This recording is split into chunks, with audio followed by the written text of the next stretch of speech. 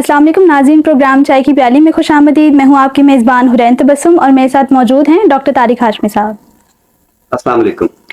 Sir, चाय की प्याली में हम अमूमन ऐसे मौज़ूआत पे भी बात करते हैं जो बड़ी हसास नौइयत के होते हैं। तो आज भी एक ऐसा ही मौजू है कि जिसके हवाले से मेरे जहन में तो बहुत ज़्यादा एक ज़हनी कशमकश है कि क्या दुरुस्त है और क्या गलत। तो मैं चाहूँगी कि आज वो मेरी जो एक ज़हनी कशमकश है, एक खलल है, वो दूर हो। सर, हम अक्सर देखते हैं कि सोशल मीडिया पे जब भी कोई गाना अपलोड होता है या किसी का गाना हमें सुनने को देखने को मिलता है, तो सार्फिन की एक बड़ी तादाद है जो उस पे तबसरे करती है। और उन तबसरों में एक नुक्ता जो मैंने देखा कि बहुत ज़्यादा उठाया जाता है वो ये है कि सार्फिन की अक्सर जो है वो ये राय होती है कि गाना छोड़ो, नात की तरफ आओ, या गाने का जो एक शोबा है, एक फील्ड है, उसको छोड़ के तुम नात की तरफ आओ तो ये होगा वो होगा। तो सर, ये जो एक मौसीकी को और नात को एक मवाजना किया जाता है, हालांकि मौसीकी की अपनी एक अहमियत है, सदियों पुरानी एक अहमियत है, और नात की भी इस्लामी तारीख की इब्तदा से ही नातें लिखी जा रही हैं और ये सिलसिला जारी है और आइंदा भी जारी रहेगा। सर, ये जो इन दो असनाफ का कह लें कि एक तरफ फ़नून लतीफ़ा है और एक तरफ हमारी ताज़ीमी सिन्फ है, तो इनका ये जो मवाजना किया जाता है और फिर ये कहा जाता है कि गाना छोड़ो, नात की तरफ आओ, क्या है ये सब? क्या कहेंगे इस हवाले से? अच्छा, एक तो आपने सवाल से पहले ये कहा कि हम कभी कभी आज हसास मौज़ूआत पर भी बात करते हैं। पहली बात तो ये है कि कोई मौजू हसास क्यों होता है, हसासियत कैसे आती है, हसासियत लाने वाले कौन लोग होते हैं, हमें इस पर भी थोड़ा सा गौर करना चाहिए। अब ये जो आपका सवाल है और सारिफीन का ये जो तबसरा होता है कि गाना छोड़ो और नात पढ़ो, पहली बात तो ये कि अल्लाह ताला ने आपको अच्छी आवाज़ दी है, तो आप हम पढ़ें, आप नात पढ़ें। और अगर आप हमारी जो मौसीकी की तारीख है उसमें अगर आप गुलकारों को देखें तो मेरा ख्याल है कि शाज़ ही कोई ऐसा गुलकार होगा कि जिसने हम्दो नात ना पढ़ी हो। उसमें सिर्फ ये भी नहीं है कि मुसलमान गुलकार, बहुत सारे हिंदू गुलकार भी ऐसे हैं, मसीही गुलकार भी ऐसे हैं कि जिन्होंने जो मजहबी गीत हैं या हम्दो नात हैं ये पढ़ी हैं। इसमें लता मंगेशकर भी हैं, इसमें मोहम्मद रफ़ी भी शामिल हैं, इनमें शमशाद बेगम भी हैं, इनमें मलका तरन्नुम नूर जहान भी हैं, नाहिद अख्तर भी हैं। आप आगे चलते हैं तो जितने भी हमारे मौसीकी से वाबस्ता नाम हैं उन सब ने हम्दो नात भी पढ़ी है। और दिलचस्प बात यह है कि हमारी बहुत सारी नातें जो आजकल मजहबी महाफिल में पढ़ी जाती हैं वो असल में पहली बार किसी फिल्मी गुलकार ने पढ़ी थी। ये अलग बात कि हम ये जो भी आप कह रहे थे हसास, अपनी हसासियत की बुनियाद पे उस मजहबी महफिल में उसका नाम नहीं लेते कि ये पहली बार उसने ये नात जो है वो पढ़ी थी। तो कहना ये है कि अगर आपको अल्लाह ताला ने अच्छी आवाज़ दी है, अगर आपको एक खूबसूरत लहन अता किया है, तो आप नात ज़रूर पढ़ें, आप हम ज़रूर पढ़ें। और ये बड़ी सादत की बात है और खुशकिस्मती की बात है। बिल्कुल। लेकिन जहाँ तक ये है कि आप गाना ना गाएं और आप सिर्फ हम्दो नात पढ़ें, तो मेरा ख्याल है इस पर हमें थोड़ा सा गौर करना चाहिए कि हम ये जो कुछ कह रहे हैं तो हम क्या कह रहे हैं। मैं अक्सर एक बात पे गौर करता हूँ कि फ़नून लतीफ़ा जितने भी हैं, अगर हम ये तय कर लें कि ये हराम है या ये तय कर लें कि ये हलाल है, तो फिर हमें उनके इस्तेमाल पर भी गौर करना चाहिए। अगर आप ये समझते हैं कि मौसीकी हराम है तो फिर उसे किसी मजहबी मकसद के लिए इस्तेमाल करना क्या वो जायज़ होगा? मैं एक बार फिर ये वजाहत कर दूं, और मैं अक्सर ये कहा करता हूँ कि मौसीकी कोई साज़ बजाने का नाम नहीं होता। मौसीकी बांसुरी बजाना या तबला बजाना या हारमोनियम बजाना या सितार बजाना, इसका नाम मौसीकी नहीं है, ये आलात मौसीकी है। मौसीकी तो उस इल्म को कहते हैं जिसकी बुनियाद पे सुर तश्कील पाते हैं, راگ تشکیل پاتے ہیں، اور ہم حمد پڑھیں یا ہم نعت پڑھیں یا کوئی گانا گائیں یا ہم غزل گائیں، موسیقی کے اصول جو ہے وہ وہی رہتے ہیں. انہی اصولوں کی بنیاد پہ حمد بھی پڑھی جاتی ہے، انہی اصولوں کی بنیاد پہ نعت بھی پڑھی جاتی ہے، انہی اصولوں کی بنیاد پہ ایک فلمی گانا بھی ہوتا ہے، اور انہی اصولوں کی بنیاد پہ غزل بھی اور جو دیگر اصناف ہیں وہ گائی جاتی ہیں. تو اب یا تو ہم یہ طے کر لیں کہ موسیقی کلی طور پر حرام ہے، اور اگر اس طرح ہے تو پھر تو ہمیں، اگر ہم حمد پڑھیں گے یا نعت پڑھیں گے تو پھر ایک سوال پیدا ہوگا کہ آپ نے ایک اچھے مقصد کے لیے ایک جو حرام ٹول ہے وہ کیوں استعمال کیا ہے. اور اگر وہ حلال ہے تو پھر ہمیں اس چیز کو ذرا اور مجموعی زاویے سے دیکھنا چاہیے. ایک چیز اور بھی ہے، یہ جو انسانی جذبات ہوتے ہیں، یہ جو انسانی محسوسات ہوتے ہیں، انسانی احساسات ہوتے ہیں، یہ بھی تو خدا کے پیدا کردہ ہیں. کیا ان کی جو ترجمانی ہے وہ غلط ہے؟ ہم خوش ہوتے ہیں تو ہم خوشی کا اظہار کرتے ہیں، ہم دکھی ہوتے ہیں تو ہم دکھ کا اظہار کرتے ہیں، ہم غصے میں ہوتے ہیں تو ہم غصے کا اظہار کرتے ہیں. تو یہ جو شاعری ہوتی ہے یا یہ جو سانگ ہوتے ہیں، یہ جو گانے ہوتے ہیں، یہ جو غزلیں ہوتی ہیں، یہ انسانی جذبات کا اظہار ہوتے ہیں. تو کیا ضروری ہے کہ ہم ایک فن کا استعمال جو ہے وہ مذہبی مقصد کے لیے یا ہم قومی مقصد کے لیے تو کریں، لیکن جب انسانی جذبات کی بات آئے، انسانی احساسات کی بات آئے تو ہم کہیں کہ نہیں یہ حرام ہے، یہ اس کو ایسا یہ نہیں کرنا چاہیے. میں حرین ایک بار پھر آپ سے یہ کہنا چاہوں گا کہ میری اس گفتگو کا مقصد کوئی مذہبی فتویٰ بازی نہیں ہے. جیسے آپ ایک نئی نسل سے ہیں، آپ سے بعض اوقات ایسے سوال کرتی ہیں، اور ظاہر ہے کہ نئی نسل کے باطن میں اس طرح کے جو سوالات ہیں، اس طرح کے جو ہیجانات ہیں وہ موجود ہیں، اور وہ پوچھتے ہیں تو مجھے ان کا جواب دینا ہوتا ہے. اب آپ کی بات کے جواب میں میں جو کچھ عرض کر رہا ہوں، یہ ہمارے جو سوشل میڈیا کے صارفین ہیں یہ بعض اوقات بات کے ایک پہلو کو دیکھتے ہیں، بات کے دوسرے پہلو کو نہیں دیکھتے. ٹھیک ہے، پھر یہ ہے کہ آپ گانے کو اور نعت کو اور حمد کو آپس میں آپ مقابلے میں کیوں لاتے ہیں؟ نعت کا اپنا ایک مقصد ہے، ایک مقدس فریضہ ہے. ٹھیک ہے، گانا ہے یا غزل ہے یا گیت ہے، یہ انسانی جذبات کا اظہار ہے، تو انسانی جذبوں کا اظہار بھی ہونا چاہیے. تو موسیقی کے بارے میں یا تو ہم، جیسے میں نے کہا کہ ہم طے کر لیں کہ یہ حرام چیز ہے اور ہم نے اس کا استعمال کہیں نہیں کرنا. ہمارا مسئلہ یہ ہے کہ ہم نے موسیقی سمجھ لیا ہے، جو سازندے جو ساز بجاتے ہیں ہم سمجھتے ہیں کہ وہ موسیقی ہوتی ہے. تو موسیقی تو علم ہے نا، جیسے ایک مصوری ہے تو اس میں جو رنگ گھولے جاتے ہیں یا رنگ بنائے جاتے ہیں یا برش چھوٹے بڑے سائز کے بنائے جاتے ہیں، تو وہ کیا ہے؟ مصوری کے ٹولز ہیں، وہ مصوری نہیں ہے. مصوری تو رنگوں کے امتزاج کا، رنگوں کے کنٹراسٹ کا ایک علم ہے کہ آپ نے کیسے رنگ جو ہے اس طرح بکھیرنے ہیں کہ جو نقشہ آپ بنانا چاہتے ہیں وہ واضح ہو جائے. اب اس کے لیے آپ کون سا برش استعمال کر رہے ہیں، اس کے لیے کون سے آپ رنگ استعمال کر رہے ہیں، یہ سوال نہیں ہے. ٹھیک ہے، تصویر جس سے ابھرنی ہے وہ مصور کا آرٹ ہے، وہ مصوری کے اصول ہیں. ٹھیک ہے، یہی آپ دیگر فنون لطیفہ میں بھی دیکھ سکتے ہیں. تو جو موسیقی ہوتی ہے اس میں بھی جو ساز ہوتے ہیں یہ اس کے ٹولز ہوتے ہیں، یہ موسیقی نہیں ہوتے.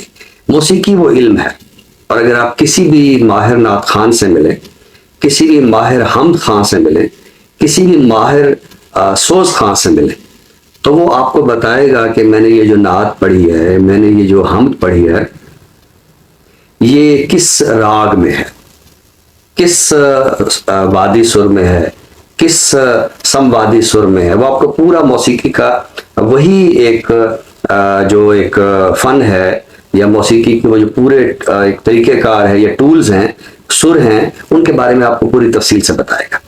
تو کہنا یہ ہے کہ اگر نعت بھی آپ پڑھ رہے ہیں تو موسیقی کے آپ انہیں اصولوں کی آپ پیروی کریں گے. دوسرا دیکھیں حرین، ہم یہ جو آئے روز آرٹ سے دور ہو رہے ہیں، ہم جو آئے روز فنون لطیفہ سے دور ہو رہے ہیں، تو اب اس کے لیے ایک فوری جو جذباتی نقطہ ہوتا ہے وہ یہی ہوتا ہے کہ آپ یہ گانا چھوڑیں اور آپ نعت پڑھیں. تو ہم ایک ایسا حساس جملہ بولتے ہیں کہ فوری طور پر ہم دوسرے کو لاجواب کر دیتے ہیں. فوری طور پر دوسرا یہ ظاہر ہے کہ آپ نعت پڑھنے سے تو کوئی انکار نہیں کر سکتا، ٹھیک ہے. تو جب آپ اسے یہ کہتے ہیں کہ آپ نعت پڑھو، آپ یہ گانا نہیں گاؤ، تو ظاہر ہے وہ بھی سوچتا ہے کہ یار مجھے ایسا کرنا چاہیے. تو میں تو اس بات کو اپریشیٹ کر رہا ہوں، اس بات کی تعریف کر رہا ہوں کہ آپ کو اللہ تعالیٰ نے اچھی آواز دی ہے تو آپ نعت پڑھیے. آپ کو اللہ نے اچھی آواز دی ہے، آپ حمد پڑھیے، آپ مرثیہ پڑھیے. لیکن آپ موسیقی کو یا جو سنگیت کے دیگر اصناف ہیں ان کو اور حمد و نعت کو آپس میں اس طرح آپ مقابلے پہ لائیں یا موازنے پہ لائیں اور یہ کہیں کہ آپ یہ کریں اور فلاں کام نہ کریں، تو بنیادی طور پر وہی نیریٹو ہے کہ آپ نے فنون لطیفہ کی جو حوصلہ شکنی ہے وہ کرنی ہے. تو اب آپ دیکھیے کہ ہمارا سارے کا سارا آرٹ جو ہے وہ منتقل ہو چکا ہے سرحد پار. ہمارے ہاں فلم ختم ہو گئی ہے، ہمارے ہاں ڈرامہ جو ہے وہ زوال کا شکار ہے، ہمارے ہاں موسیقی جو ہے وہ زوال کا شکار ہے. تو اصل مقصد جو ہوتا ہے وہ یہ نہیں ہوتا کہ آپ کسی کو کسی اچھے مقصد پہ لانا چاہتے ہیں. آپ کے ذہن میں جو بنیادی بات ہے وہ یہی ہے کہ ہم کس طرح فنون لطیفہ کی ہم حوصلہ شکنی کر سکتے ہیں. تو میں اپنی بات کو پھر اسی جملے پہ وائنڈ اپ کروں گا جہاں سے میں نے بات شروع کی تھی کہ اللہ تعالیٰ نے آپ کو اچھی آواز دی ہے تو آپ حمد پڑھیے، آپ نعت پڑھیے، اور اس کی مضبوط روایت پہلے سے موجود ہے. تو یہ ہمیں اپنے جو سوشل میڈیا صارفین ہیں وہ چونکہ بعض اوقات بات کو بڑے سطحی انداز میں لیتے ہیں، سطحی پیرائے میں لیتے ہیں، تو انہیں تھوڑا سا گہرائی میں جانا چاہیے اور دیکھنا چاہیے کہ موسیقی اپنے کل میں ایک علم ہے، اور اسی علم کا استعمال گانے میں بھی استعمال ہوتا ہے، غزل میں بھی ہوتا ہے، اور نعت میں بھی ہوتا ہے، حمد میں بھی ہوتا ہے، اور مرثیے میں بھی ہوتا ہے. بالکل سر، بالکل ایک حساس موضوع تھا، لیکن آپ نے بڑی فکر انگیز گفتگو کی اور ہمیشہ کی طرح ایسے پہلوؤں پہ بات کی کہ جو پہلو ہماری نظروں سے اوجھل ہوتے ہیں. ناظرین، اسی کے ساتھ ہی ہم پروگرام کے دوسرے حصے کی جانب بڑھتے ہیں، یعنی تخلیق کی جانب. آج ہم بات کرنے والے ہیں ڈاکٹر طالب حسین اشرف کے حوالے سے. ڈیرہ اسماعیل خان سے آپ کا تعلق تھا، ماہر تعلیم تھے، ماہر اقبالیات تھے. آپ کا ایک ہی شعری مجموعہ منظر عام پر آیا جو کہ آپ کی وفات کے بعد شائع ہوا آیات کے عنوان سے. تو سر آج ان کے حوالے سے کیا عطا کریں گے؟ ہمارے ہاں بعض شاعر ادیب ایسے بھی ہوتے ہیں کہ پورا خانوادہ جو ہے وہ لکھنے پڑھنے والا ہوتا ہے. تو طالب حسین اشرف صاحب جو ہے وہ ماہر تعلیم بھی تھے، ماہر اقبالیات بھی تھے. لیکن اگر ہم پورے خانوادے کے حوالے سے دیکھیں تو آپ کی جو اہلیہ ہیں ناہید غزل صاحبہ، وہ بھی شاعرہ ہیں، وہ بھی افسانہ نگار ہیں. ان کے جو بیٹے ہیں معید، وہ بھی لکھتے ہیں. ان کے جو داماد ہیں فیصل ریحان صاحب، وہ کوئٹہ میں مقیم ہوتے ہیں، تو وہ بھی شاعر ہیں اور نقاد ہیں. تو ایک پورا گھرانہ جو ہے وہ علمی ہے. تو آپ نے ان کے مجموعے آیات کا ذکر کیا تو اس سے میں نے ایک غزل منتخب کی ہے، تو یہ اپنے ناظرین نظر کرتے ہیں. لگا کے دشت میں آواز چار سو آیا، لگا کے دشت میں آواز چار سو آیا، نہ باز گشت تھی اپنی ملی نہ تو آیا. واہ، نہ باز گشت تھی اپنی ملی نہ تو آیا. بہت خوب. جو برگ گل پہ لکھی داستان غم میں نے، جو برگ گل پہ لکھی داستان غم میں نے، سنا ہے پھول کی آنکھوں میں بھی لہو آیا. واہ، سنا ہے پھول کی آنکھوں میں بھی لہو آیا. بہت خوب. چلو بھرم تو رہا اس کی پارسائی کا، چلو بھرم تو رہا اس کی پارسائی کا، وہ قتل کرنے بھی آیا تو باوضو آیا. واہ، کیا کہنے. وہ قتل کرنے بھی آیا تو باوضو آیا. بہت خوب. نہیں تھا اپنی پریشانیوں کا غم کوئی، نہیں تھا اپنی پریشانیوں کا غم کوئی، مگر یہ کیا کہ پریشان وہ ماہ رو آیا. واہ، مگر یہ کیا کہ پریشان وہ ماہ رو آیا. بہت خوب. ہے بار مجھ پہ شب انتظار آج کی رات، ہے بار مجھ پہ شب انتظار آج کی رات، کہ تیرا درد میرے دل کے روبرو آیا. واہ، کہ تیرا درد میرے دل کے روبرو آیا. بہت خوب. قفس میں چل بسی بلبل تو میں نے یہ جانا، قفس میں چل بسی بلبل تو میں نے یہ جانا، ملا کے خاک میں صیاد گل کی بو آیا. واہ. ملا کے خاک میں صیاد گل کی بو آیا. جناب شیخ پہ میں کا اثر نہ ہو اشرف. جناب شیخ پہ میں کا اثر نہ ہو اشرف. کہ آج ساتھ میرے سوئے آبجو آیا. واہ. کہ آج ساتھ میرے سوئے آبجو آیا. لگا کے دشت میں آواز چار سو آیا. نہ باز گشت تھی اپنی ملی نہ تو آیا. بہت خوبصورت, بہت ہی عمدہ کلام آج آپ نے عطا کیا. ناظرین, بڑھتے ہیں پروگرام کے آخری حصے کی جانب, یعنی کتاب کے تعارف کی جانب. تو سر, آج کون سی کتاب کا تعارف پیش کریں گے؟ حرین بر صغیر کی ادبی فضا میں ہم دیکھتے ہیں کہ 3 عبدالحق ایسے ہیں جو بہت ہی ممتاز ہیں. ایک مولوی عبدالحق صاحب جن کو بابا اردو کہا جاتا ہے. ایک مہر عبدالحق ہیں جو سرائکی کے محقق ہیں, ادیب ہیں. لیکن اس وقت میرے سامنے جو کتاب ہے یہ پروفیسر عبدالحق کے بارے میں ہے.